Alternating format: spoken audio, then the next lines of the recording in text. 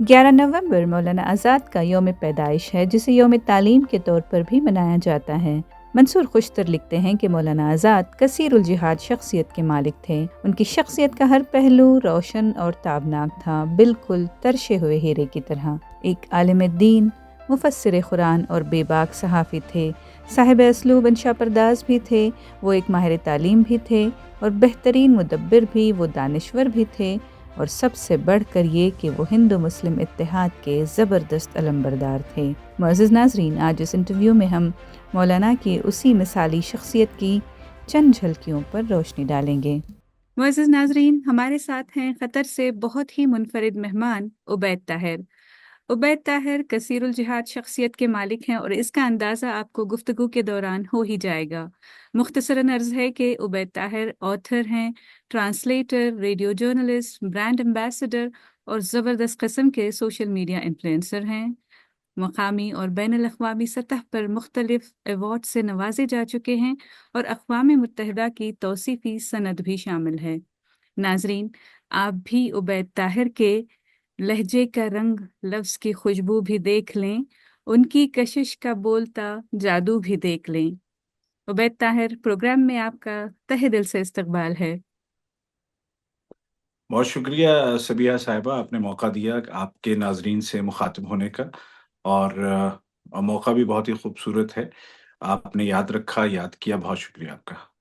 عبید طاہر، ہمارے ناظرین کو بتائیں کہ مولانا آزاد کی زندگی کے وہ کون سے عوامل تھے جنہوں نے ان کے تعلیمی نظریات اور آزادی کے بارے میں نظریات کو پروان چڑھایا؟ مولانا آزاد، یا پورا نام لینا چاہیے کہ محی الدین احمد ابوالکلام آزاد کا کے نظریات کو سمجھنے کے لیے ہمیں ان کی تربیت کو سمجھنا ضروری ہے۔ کس جی۔ طرح کے ماحول میں وہ پروان چڑھے، ان کی تربیت مکمل ہوئی، کس طرح کا ثقافتی پس منظر ہے ان کی زندگی میں، جب ہم اس کو سمجھ لیتے ہیں تو پھر ان کی شخصیت اور ان کے جو نظریات ہیں ان کو سمجھنا آسان ہو جاتا ہے۔ تو مولانا نے ایک علمی اور دینی گھرانے میں آنکھ کھولی، اور چونکہ ہم سب جانتے ہیں کہ ان کی پیدائش مکۃ المکرمہ کی ہے اور ابتدائی تقریباً 6-7 سال وہاں انہوں نے گزارے، پھر ان کے والد خیر الدین صاحب کلکتہ جب آئے ہیں اور وہاں سکونت اختیار کی ہے، اور ان کی والدہ چونکہ عرب نژاد تھیں، عرب تھیں، ان چیزوں کا اثر وہ جو ابتدائی، چونکہ 11 سال کی عمر میں والدہ کا انتقال ہو گیا تھا، لیکن ایک بچہ جو 11 سال تک ایک عرب ماں کی آغوش میں پلا بڑا ہے تو یقیناً وہ اثرات ان کی زندگی میں محسوس کیے جا سکتے ہیں آخر تک، اور وہ ہیں۔ ایک تو یہ پس منظر ہے جو کہ عرب بیک گراؤنڈ ہلکا سا ٹھیک ہے۔ عربوں کا جو ماحول ہے وہ ہمارے بر صغیر کے، یا کہنا چاہیے کہ عمومی طور پر جنوب ایشیا کے ماحول سے بہت ہی مختلف ہے۔ عرب لوگ جو ہیں وہ ہمارے مقابلے میں نسبتاً آزاد خیال واقع ہوئے ہیں۔ اب آزاد خیالی سے میں کیا کہنا چاہتا ہوں؟ ایک تو آزاد خیالی وہ ہے جو کہ آج کے معاشرے میں ایک اصطلاح کے طور پر رائج ہے، وہ میری مراد نہیں ہے۔ جی۔ میری مراد آزاد خیالی سے یہ ہے کہ ہمارے یہاں جتنا تعصب ہے فکری اور نظری سطح پر، عربوں کے یہاں نہیں ہے۔ مثلاً آپ یہاں دیکھیے، خلیجی عرب ملکوں میں مختلف مذاہب کے ماننے والے لوگ ان کے گھروں میں بھی کام کرتے ہیں، ان کے ساتھ بھی کام کرتے ہیں، اور ان کے ساتھ رہنے میں، کام کرنے میں، ساتھ بیٹھ کے کھانے میں کوئی ان کو کسی طرح کی نہ آر ہے نہ کوئی پریشانی ہے۔ جبکہ جی۔ ہمارے یہاں جو تفریق ہے، چاہے وہ مذہب کی سطح پہ ہو، چاہے وہ ذات پات کی سطح پہ ہو، اور چاہے وہ ثقافتی پس منظر کی سطح پہ ہو، وہ بہت زیادہ ہے۔ تو عربوں کا یہ جو تاثر ہے، یہ مولانا ابوالکلام آزاد کی شخصیت میں بچپن سے ہی رچ بس گیا تھا، اور یہی اچھا۔ وجہ ہے کہ ان کے جو نظریات تھے قومی اتحاد کے حوالے سے، ہندوستان کے وسیع جو مفادات کے حوالے سے، وہ عام لیڈروں سے بالکل مختلف ہیں۔ اس بالکل، لیے ہم کہہ ہاں۔ سکتے ہیں کہ مولانا ابوالکلام آزاد صرف مسلمانوں کے رہنما نہیں تھے، اور وہ یہ ٹیگ اپنے اوپر لگاتے بھی نہیں تھے کبھی بھی، یعنی ان کا تعلق ان مسلمان رہنماؤں کے زمرے سے ہم کہہ سکتے ہیں کہ جو اپنے آپ کو پین انڈیا لیڈر سمجھتے تھے، اور جو ہیں، جو اتنے ہی غیر مسلموں کے رہنما تھے جتنے کہ وہ مسلمانوں کے ہیں. جیسے کہ ہم کہہ سکتے ہیں جیسے مولانا حسرت موہانی ہیں یا جی. عبد الغفار خان تھے. ہم. تو یہ وہ لیڈر ہیں جو کہ پوری قوم کو ساتھ لے کے اور ایک ساتھ دیکھنا چاہتے تھے. اب یہاں پر قوم سے مراد مسلم قوم نہیں ہے بلکہ ملک کی پوری قوم. ہندوستانی قوم، کیونکہ ان کے ہاں جی. جو قومی جو نظریہ تھا وہ محدود نہیں تھا. جی ہاں بالکل، وہ پورے اس جغرافیائی خطے میں رہنے والے جتنے بھی لوگ ہیں، ہم. قطع نظر ان کے مذاہب کے، ان کے کلچر بیک گراؤنڈ کے، ان کی زبانوں کے، وہ سب کو ایک ہی قوم تصور کرتے تھے. اور یہ چیزیں ہم ان کی زندگی میں از اول تا آخر محسوس کر سکتے ہیں. یہیں سے یہ جو ان کی شخصیت پروان چڑھی ہے. اور آپ دیکھیں کہ صرف 24 سال کی عمر میں انہوں نے الہلال جیسا جریدہ نکالا جس جی. نے کہ سوئی ہوئی قوم کو بیدار کرنے کا کام کیا. اور وہ جو جنون. ہم. ہم. وہ جو نظریات اور وہ جو کالم وہ جو اس میں لکھا کرتے تھے الہلال میں، اور پھر جب اس پہ 1914 میں پابندی لگی تو اس کے بعد البلاغ میں، اس میں ان کے مخاطب صرف مسلمان نہیں ہوتے تھے. ہاں ہم. یہ ضرور ہے کہ یوں آپ کہہ سکتے ہیں کہ ان کے جو اول جو مخاطب تھے وہ مسلمان ہو سکتے ہیں، لیکن عمومی طور پر انہوں نے پوری ہندوستانی قوم کو اس میں مخاطب کیا ہے اور سب کو اتحاد کی دعوت دی ہے. اور ہم. یہی چیز انہیں مقبول بناتی ہے پورے ہندوستانیوں کے لیے. اور یہی وجہ ہے کہ وہ ہندوستان کی سب سے بڑی پارٹی جو اس وقت تھی کانگریس پارٹی، اس کے 2 دفعہ صدر بھی رہے ہیں. تو یہ جو ان کی جو ایک وسیع نظری تھی اور مذاہب کے اعتبار سے جو تعصب اس میں نہیں تھا، حالانکہ خود ذاتی زندگی میں وہ ایک راسخ العقیدہ مسلمان تھے اور اپنی گفتگو میں دینی حوالے دیا کرتے تھے، قرآن و حدیث کے حوالے دیتے تھے، سلف صالحین کے حوالے دیتے تھے، اور بڑی وسیع نظر تھی ان کی تمام اسلامی علوم پر. بالکل. اس کے باوجود وہ عوامی زندگی میں ایک مختلف رہنما تھے جو کہ پورے ہندوستان کی بات کرتا ہے اور ہندوستان میں رہنے والے ہر شخص کی نمائندگی کرتا ہے. اور یہی وہ چیز ہے جو ان کی بعد میں ان کے جو تعلیمی نظریات ہیں ان میں بھی ہمیں دیکھنے کو ملتی ہے. اور یہی چیز جو آزادی کے حوالے سے جو ان کی تقاریر ہیں اور جو ان کی کوششیں ہیں ان میں بھی واضح نظر آتی ہیں. بہت خوبصورت جواب، آپ نے بہت سارے سوالات کے جواب آپ نے ایک ساتھ دے دیے مجھے. میں اگلا آپ سے یہ پوچھنا چاہوں گی کہ مولانا آزاد نے الہلال، آپ نے جیسا ان کی صحافت کا ذکر کیا کہ ان کے جو الہلال اور البلاغ جیسے رسالے اور اخبار تھے، تو جس سے انہوں نے تحریک آزادی میں زبردست کردار ادا کیا، معاشرے میں تبدیلی کے لیے صحافت کا استعمال کیا.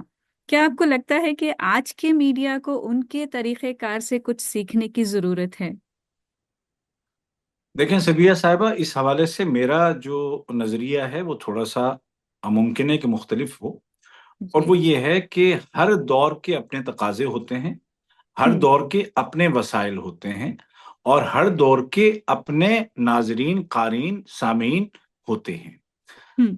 اور اس کی وجہ یہ ہے کہ ہر 50 سال میں ہم دیکھتے ہیں کہ قوموں کا بود و باش بھی بدلتا ہے، ان کی جی. زبانوں میں بھی تبدیلی آتی ہے، بے اور شک. ان کے جو تعلقات کا جو محور ہے وہ بھی تبدیل ہوتا ہے. اس بالکل. لحاظ سے مولانا ابوالکلام آزاد رحمت اللہ علیہ، جو کہ ایک نابغہ روزگار شخصیت ہیں، ایک عبقری شخصیت ہیں، جو کہ صدیوں میں پیدا ہونے والی شخصیت ہیں.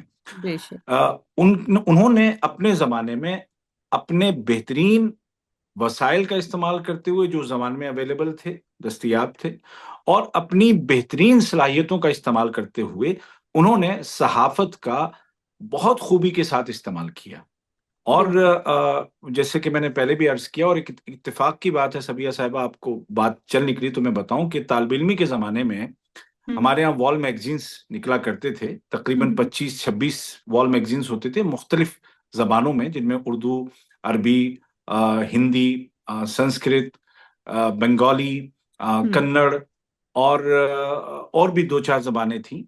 تو ہم. میں چونکہ معتمد صحافت ہوا کرتا تھا، تو یہ سارے جو وال میگزینز ہیں یہ میرے اس میں نکلا کرتے تھے. اور اس میں اردو کا جو میگزین جو جس کی ادارت میں خود کرتا تھا، اس کا نام بھی ہم نے الہلال رکھا تھا، مولانا ابوالکلام آزاد کی نسبت سے۔ بہت اور خوب۔ اس میں کوشش اس وقت یہ ہوتی تھی کہ ان کا جو صحافتی رنگ تھا اور بہت ہی مختلف ہے، ان کی جو جو زبان ہے اور جو الفاظ کا در و بست ہے، اور جتنا ہوں بلند اور بلند بانگ ان کا لہجہ ہے، ہوں وہ مطلب کہنا چاہیے کہ ہم خوش نصیب ہیں کہ ہم ان کی نثر پڑھ سکتے ہیں اور سمجھ سکتے ہیں۔ تو ہوں۔ ہم کوشش کرتے تھے کہ اس وال میگزین میں ان کے رنگ کو اپنایا جائے اور اچھا۔ اس کو زندہ کیا جائے، اور اس میں بڑی حد تک ہم مطلب یہ ہے کہ اپنی عمر کامیاب کے ہے۔ حساب سے وہ کامیاب بھی، ہمیں لگتا تھا کہ ہم بہت کامیاب ہیں۔ تو ہوں آج کا جو میڈیا ہے وہ اب پرنٹ میڈیا کی جو حیثیت ہے، اہمیت ہے، وہ اپنی جگہ موجود ہے، کیونکہ جی۔ مراجع کے طور پر، ماخذ کے طور پر صحافت میں آج بھی پرنٹ میڈیا ہی کا نمبر پہلا ہے۔ ہوں جب ہمیں کچھ حوالے درکار ہوتے ہیں، جب ہمیں کوئی بالکل بالکل۔ ریسرچ اور اس میں پرانے حوالے دینے ہوتے ہیں، تو آج بھی ہم اخباروں کی مدد لیتے ہیں۔ ہوں لیکن چونکہ اب پہلے مطلب اس کے بعد ریڈیو آیا، مطلب ریڈیو مشہور ہوتا گیا، پھر ٹی وی، اور پھر اب سوشل میڈیا، تو ہوں آج کے جو ہمارے صحافی ہیں وہ نظریاتی سطح پر اور اصولوں کی سطح پر مولانا ابوالکلام آزاد سے ضرور فائدہ اٹھا سکتے ہیں، لیکن ان کا آج کا جو پیغام ہے اور آج کا جو طریقہ ابلاغ ہے وہ یقیناً مختلف ہے، ہوں۔ اور آج کے جو حالات ہیں، جو تقاضے ہیں، وہ بھی الگ ہیں۔ اچھا، حالات میں اسی کو کنٹینیو کرنا چاہوں گی۔ حالات کے تقاضے تو ان دنوں اور بھی سیویئر ہوا کرتے تھے، تو آج کے اس میں کیا قدر مشترک ہو سکتی ہے یا نہیں ہو سکتی ہے؟ دیکھیں اس وقت جن دیکھیں ابوالکلام آزاد رحمۃ اللہ علیہ کی زندگی کے دو تین مرحلے ہیں۔ ایک تو ہوں وہ مرحلہ ہے جو کہ الہلال سے پہلے کا ہے، جس ہوں میں کہ وہ خود اپنی تربیت کر رہے تھے، جس میں کہ وہ اپنے سے بڑوں کے ساتھ اٹھتے بیٹھتے تھے، اپنے سے مطلب ان کی جو محفل جو شروع سے ہی تھی وہ بچوں ہوں کی نہیں تھی۔ انہوں نے 11 سال کی عمر میں شاعری شروع کر دی تھی، اور اس پہ بڑا مطلب یہ ہے کہ لوگوں نے بہت پسند بھی کیا۔ پھر ہوں اسی عمر میں ایک، جہاں تک مجھے یاد پڑتا ہے، نیرنگ خیال کے نام سے کوئی انہوں نے ایک چھوٹا سا، بچوں کا کوئی جریدہ بھی انہوں نے، رسالہ شروع کیا تھا۔ اس کے جی۔ بعد 15 سال کی عمر میں لسان الصدق انہوں نے شروع کیا، اور لسان الصدق کے حوالے سے سبیہ صاحبہ، مطلب اس میں بھی جو ان کی جو زبان ہوتی تھی، تو لوگوں کو یقین نہیں ہوتا تھا کہ 14 15 سال کا لڑکا اس طرح کا قلم رکھتا ہے۔ یعنی ہوں میں نے ایک جگہ کہیں پڑھا تھا کہ لاہور میں انجمن حمایت الاسلام کا کوئی جلسہ تھا، جہاں پر یہ بھی مدعو تھے اور وہاں تشریف لے گئے۔ تو ہوں وہاں پہ آ، مولانا حسرت موہانی اور دیگر اکابرین موجود تھے، تو ہوں انہوں نے پوچھا بار بار، مطلب جی تعجب سے پوچھا کہ بھئی لسان الصدق کے مدیر آپ ہی ہیں جی۔ نا؟ ہوں یا مولانا شبلی نعمانی رحمۃ اللہ علیہ سے جب ملاقات ہوئی، تو مولانا آزاد ایک جگہ لکھتے ہیں کہ جب چلنے لگے تو مجھے شبلی نعمانی صاحب کہنے لگے کہ اچھا تو ابوالکلام آپ کے والد ہیں؟ تو اچھا۔ میں نے کہا نہیں حضرت، میں خود ہوں۔ تو ان ہوں کی یہ صلاحیت تھی اس زمانے میں جب کہ وہ تیار ہو رہے تھے۔ پھر ہوں الہلال میں ان کا جو انگریزوں سے جو آزادی کے لیے جو جد و جہد ہے، اور قوم کو تیار کرنا ہے، فکری طور پر مضبوط بنانا ہے، ان کو وہ جو ایک ذہنی انحطاط اور پستی ہے اس سے نکالنا ہے، وہ جو ایک احساس کمتری ہے اس سے باہر نکال کے ایک زندہ قوم بنانے کی جو وہ ایک جو للک ہے ان کے ان کالمز میں، وہ ہمیں ہوں نظر آتی ہے۔ پھر اس کے بعد جب وہ عملی سیاست میں جب انہوں نے قدم رکھا ہے، تو پھر ان کا جو لہجہ ہے وہ اور مضبوط ہوتا گیا، ان کا جو پیغام ہے وہ اور واضح ہوتا چلا گیا۔ پھر جب سیاسی ذمہ داریاں سنبھالیں اور ایک پورے ہندوستان کے لیڈر کی حیثیت سے وہ سامنے آئے، تو اس وقت جو ان کی جو تقریر یا ان کی جو تحریر کا جو محور ہوتا تھا، وہ ان شکوک و شبہات کو دور کرنا ہوتا تھا جو دوسری فکر کے لوگ سامنے لا رہے تھے۔ مطلب بالکل آپ نے کہا کہ آج کے جو تقاضے ہیں، جی آج کے جو حالات ہیں، اس سے زیادہ مطلب یہ ہے کہ خطرناک نہیں ہے، ایسا نہیں ہے۔ ہر دور میں اس وقت کا جو خطرہ ہوتا ہے وہ سب سے بڑا ہوتا ہے۔ بالکل۔ 50 سال بعد، 100 سال بعد تاریخ میں کہا جاتا ہے کہ نہیں اس وقت یہ تھا وہ تھا، ہوں لیکن آج کا جو خطرہ ہے وہ آج کے لیے سب سے بڑا ہے۔ اس وقت کے جو مسائل تھے وہ ہوں اس وقت کے سب سے بڑے، اور سب سے بڑے مسائل کیا تھے کہ جو لوگ ایک الگ ملک کا مطالبہ کر رہے تھے، وہ ان چیزوں سے مسلمانوں کو ڈرا رہے تھے جن سے آج کچھ غیر مسلم رہنما غیر مسلموں کو ڈرا رہے ہیں. مطلب یہ ایک ہوں، عجیب سا کانٹراسٹ ہے کہ جی، بھئی آپ کی شناخت گم ہو جائے گی، ہاں ہوں، آپ دوسروں میں ضم ہو کے رہ جائیں گے، آپ دوسرے درجے کے شہری ہو جائیں گے، وغیرہ وغیرہ وغیرہ. تو بالکل، تقاضے آج بھی یقیناً ہیں، اور ہوں، حالات یقیناً ہیں، اور اس وقت بھی تھے.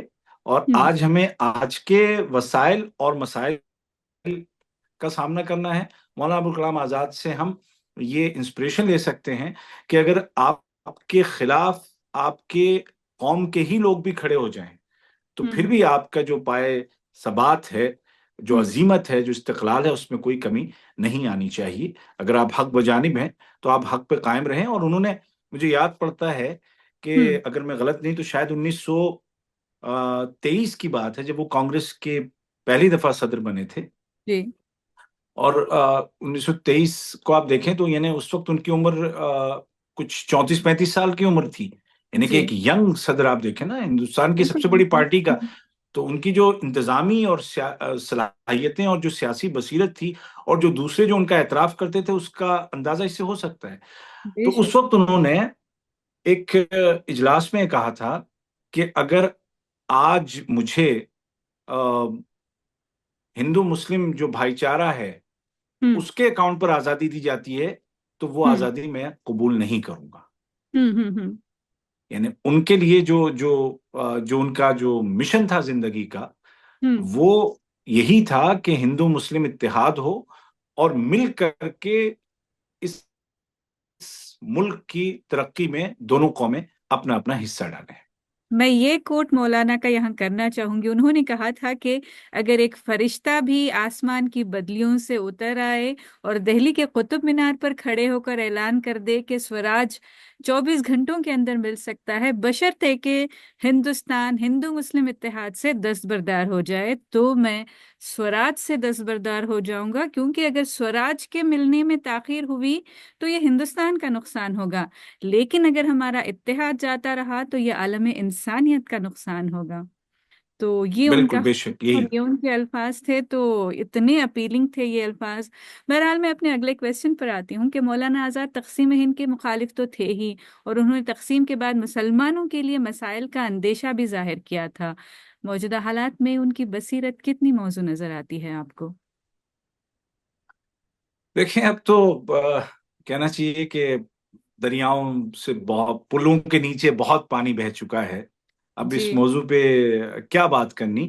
لیکن مولانا آزاد نے جن خدشات کا اظہار کیا تھا ہوں، وہ آج دونوں طرف سچ ہوتے ہمیں نظر آتے ہیں. پہلا تو جو انہوں نے ایک طرح کی کہنا چاہیے پیشن گوئی کی تھی ہوں، کہ یہاں تو آپ کے اور غیر مسلموں کے درمیان صرف مذہب کی بات ہے، مذہب کے جی، اعتبار سے آپ دو ہیں، باقی ہر چیز آپ کو متحد کرتی ہے. آپ بالکل، کی ثقافت ایک ہے، آپ کی زبان ایک ہے، آپ کا رہن سہن ایک جیسا ہے، ہوں، آپ کا مطلب یہ جغرافیہ ایک ہے، کوئی چیز آپ کو الگ نہیں کرتی. جبکہ آپ وہاں پر آپ کو پھر مختلف طرح کے چیلنجز کا سامنا ہوگا، اور عین ممکن ہے کہ پنجابی اپنے آپ کو الگ قوم گردانے، سندھی اپنے آپ کو الگ گردانے، بلوچی اپنے آپ کو الگ گردانے، اور یہ چیزیں ہم ہوتے ہوئے دیکھ رہے ہیں.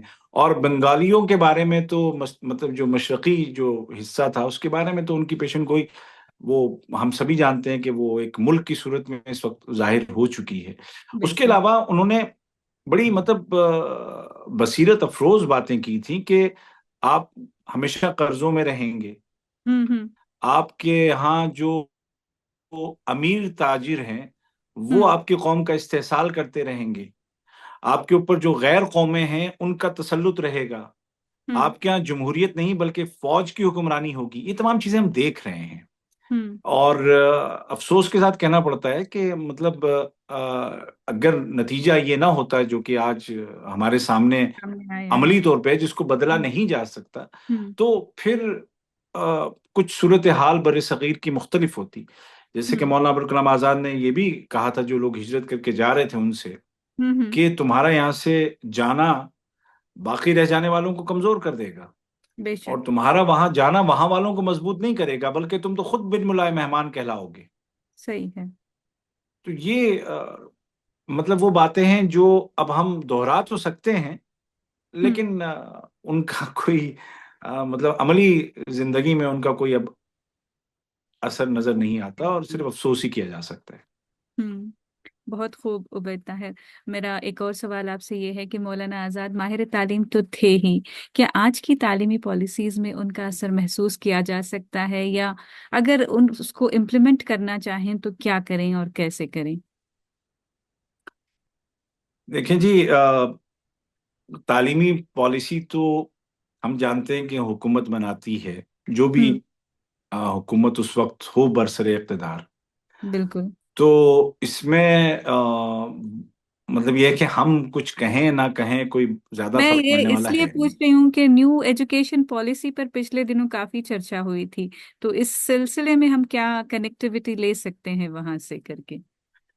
سبیہ جی، مولانا آزاد کی شخصیت اور ان کے بچپن اور ان کی نوجوانی اور جوانی کی ہم نے بات کی تھی، جس سے ان کی شخصیت کے نشو و نما اور ان کے ہوں فکری رجحان کا پتہ لگتا ہے۔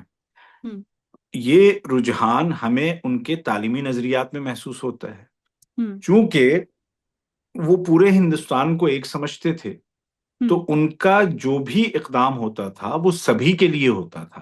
ہوں انہوں نے حتیٰ کہ یعنی انگریزی تک کو انہوں نے مطلب الگ نہیں کیا تھا نصاب تعلیم سے، اس میں باقی رکھا، بلکہ اس کی وکالت کی انہوں نے۔ ٹھیک ہوں ہے، انہوں نے ٹیکنیکل تعلیم کو فروغ دیا، ہم سب جانتے ہیں کہ انہوں نے کیا کیا بڑے بڑے اقدامات کیے، ہوں لیکن بنیادی طور پر جو ان کا جو فکری رجحان تھا نا، وہی ان کی پالیسی میں، ان کی نظریات میں نظر آتا تھا کہ سب کی ترقی ہو اور ہوں سب مل کر کے اس ملک کی تعمیر میں اپنا حصہ ڈالیں۔ بالکل، اب اگر جو پالیسی ساز جو ادارے ہیں، ہوں ان کا فکری رجحان اگر مختلف ہوگا تو ہوں اس کا اثر پالیسی میں بھی نظر آئے گا، اس ہوں کی امپلیمنٹیشن میں بھی نظر آئے گا۔ ہوں ہم اپنے طور پر مولانا ابوالکلام آزاد کے جو رہنما اصول ہیں تعلیم کے حوالے سے، ہوں ان سے یہ چیز اخذ کر سکتے ہیں، اس پہ عمل پیرا ہو سکتے ہیں۔ عملی تو ہم نہیں کرتے، ہم صرف دہراتے ہیں۔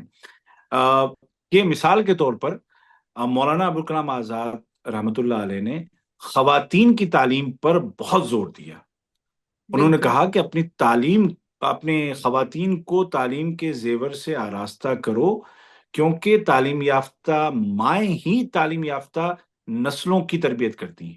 بے شک، تو کم از کم ہم اتنا کریں کہ تعلیمی پالیسی جو بھی ہے، ہم ہوں اپنے طور پر اپنی بچیوں کو اچھی سے اچھی ہوں تعلیم دلوائیں۔ ہم ہوں اپنے بچوں میں تعلیم کی اہمیت کو نہ صرف اجاگر کریں، بلکہ عملی طور پر ان کا ساتھ دیں اور ان کو اچھی سے اچھی تعلیم دلوائیں، اور ان کو ایک اچھا انسان بنائیں، کیونکہ مولانا ابوالکلام آزاد کا جو تصور تعلیم ہے، وہ ایک بہتر انسان بنانا ہے۔ ہوں ان کے ہاں نوکری، ملازمت اور پیسہ تعلیم کا مقصد نہیں ہے، بے بلکہ شک، وہ ان کا یہ تھا کہ ایک اچھا انسان بنے جو پوری انسانیت کے لیے مفید ثابت ہو، جو بے شک، اخوت کی تعلیم دے، جس سے ایسی تعلیم جس سے ذہن بیدار ہو، جس سے پیسہ نہیں آئے، جس سے ذہن بیدار ہو، جس ہوں سے بھائی چارہ بڑھے، جس سے ہوں ذاتی تربیت ہو، جس سے ہوں 10 لوگ دوسرے فائدہ اٹھا سکیں۔ تو یہ وہ ہوں اصول ہیں، یہ وہ چیزیں ہیں کہ جو ہم قطع نظر اس کے کہ تعلیمی پالیسی کیا ہے، ہم ہوں اپنے بچوں تک یہ چیزیں منتقل کر سکتے ہیں، اور ہم اس کو ایڈوکیٹ کر سکتے ہیں، اور ہمیں کرنا چاہیے۔ بہت خوب، آپ نے اس کو بہت ہی خوب اختتام تک پہنچایا۔ میں آپ کی بہت بہت شکر گزار ہوں کہ آپ نے سالہ ڈیجیٹل کی دعوت پر قبول کی اور اتنے قیمتی خیالات سے ہمیں نوازا۔ آپ کا بہت بہت شکریہ عبید طاہر۔ اس کے علاوہ آپ کچھ اور شیئر کرنا چاہیں گے عبید طاہر، جو آپ کو آؤٹ اسٹینڈنگ لگتا ہو کہ ان کی اس پہلو سے جو ہے ہر کسی کو جاننا چاہیے یا سمجھنا چاہیے؟ مولانا ابوالکلام آزاد کی شخصیت اتنی بڑی ہے کہ ان کے جس پہلو پہ بھی بات کی جائے، وہ مطلب بندہ بات کرتا ہی چلا جائے۔ ہوں میں صرف یہ کہنا چاہوں گا کہ مولانا کے خیالات سے، افکار سے ہوں آپ کو اختلاف ہو سکتا ہے، اور اگر آپ اختلاف کرتے ہیں تو اس بات کا ثبوت ہے کہ آپ ایک بیدار ذہن رکھتے ہیں جو ہوں سوچتا ہے، ہوں کیونکہ جس شخص میں سوچنے کی صلاحیت نہیں ہوگی وہ اختلاف بھی نہیں کر سکتا ہے۔ ہوں آپ اختلاف کیجئے، लेकिन दलाइल के साथ कीजिए, महज किसी बुग़्ज़ और तासुब में मत कीजिए। हम्म। मैं ये चाहूंगा कि जो खास तौर पे जो हमारे जो जो नौजवान साथी देख रहे हैं कि वो हम्म। मौलाना अबुल कलाम आज़ाद को पढ़ें।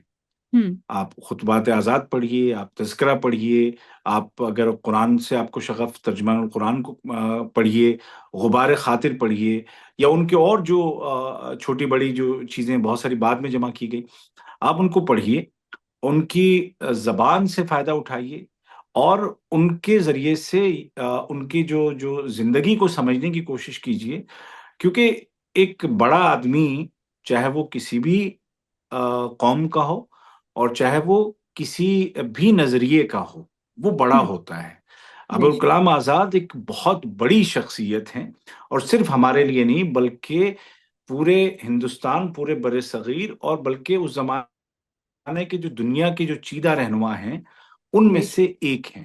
लिहाज़ा उनकी ज़िंदगी को पढ़िए, उनकी तहरीरों को पढ़िए, उनकी तकरीरों को पढ़िए और उनके नज़रिए को समझिए। इख्तिलाफ़ करना ना करना वो एक बात की बात है, मगर उनको पढ़िए ज़रूर। बस यही मैं पैगाम देना चाहूँगा जो भी लोग हमें देख रहे हैं, सुन रहे हैं। बहुत बहुत शुक्रिया उबैद ताहिर, सारा डिजिटल से जुड़ने के लिए आपका बहुत बहुत शुक्रिया। खुदा हाफ़िज़।